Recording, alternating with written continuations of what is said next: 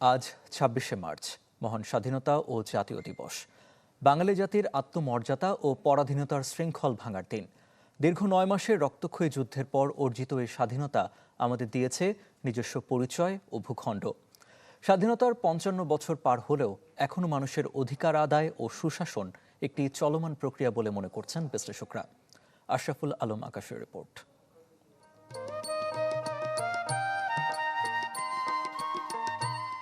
রাজনৈতিক বঞ্চনা, অর্থনৈতিক বৈষম্য ও অধিকারহীনতার বিরুদ্ধে শুরু হওয়া সেই সংগ্রামের ফসল স্বাধীনতা। ৫৫ বছর পর বাংলাদেশ উন্নয়ন ও সম্ভাবনার নতুন দিগন্তে দাঁড়ালেও প্রাতিষ্ঠানিক সুশাসন এখনও এক ধূসর দিগন্ত।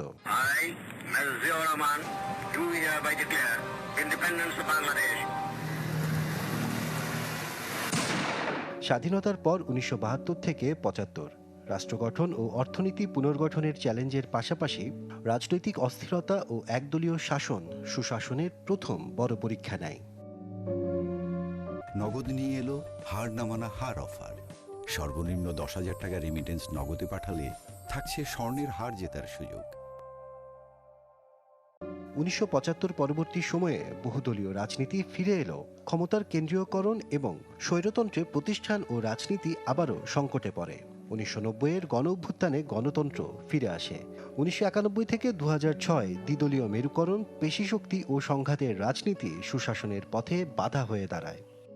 আমার দেশে আমি একজন নাগরিক হয়ে আমি নিয়মের মধ্যে থেকে আমি যা খুশি, যেরকমভাবে খুশি আমি সরকারকে ক্রিটিসাইজ করব এবং আমার রাইটস আমি এস্টাবলিশ করতে চেষ্টা করব এবং nobody can stop me from doing that.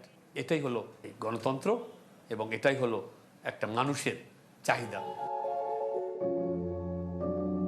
২০০৭-৮ তত্ত্বাবধায়ক সরকারের সময় দুর্নীতি বিরোধী অভিযানের পাশাপাশি -2 ফর্মুলা ও নাগরিক অধিকার সংকোচন নতুন বিতর্ক তৈরি করে। ২০০৯-এর পর দীর্ঘ সময় অবকাঠামোগত উন্নয়ন হলেও ব্যাংক খাতে অনিয়ম, পাচার, খেলাপি ঋণ ও নির্বাচন ব্যবস্থার প্রশ্নে সুশাসন দুর্বল হয়েছে। যেটা স্বাধীনতা, সেটাকে টিকিয়ে রাখবার জন্য আমাদের আবারও বুদ্ধিবৃত্তিক রাজনীতি করতে হবে, আমাদের মেধাবী রাজনীতি করতে হবে এবং তাদের সাথে আমাদের কৌশল ঠিক করতে হবে। আনফর্চুনেটলি আমরা এখনো পর্যন্ত সেই ধরনের রাজনীতিবিদও তৈরি করতে পারিনি।